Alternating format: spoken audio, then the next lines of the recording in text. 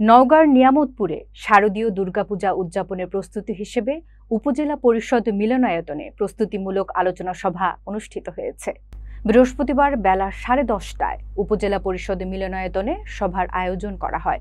উপজেলা নির্বাহী কর্মকর্তা মুর্শিদা খাতুন সভাপতিত্ব করেন।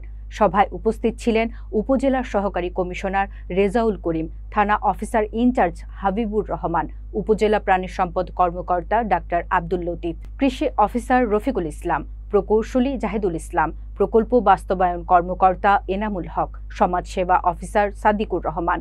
এছাড়া উপজেলা প্রেস ক্লাব ও পূজা উদযাপন কমিটির কর্মকর্তা এবং 58টি পূজা মণ্ডপের সভাপতি ও সাধারণ সম্পাদকরা উপস্থিত ছিলেন। সভায় পূজা সুষ্ঠুভাবে উদযাপনের জন্য কার্যক্রম সমন্বয়, নিরাপত্তা এবং স্বাস্থ্যবিধি বাস্তবায়নের বিষয়গুলো আলোচনা করা হয়।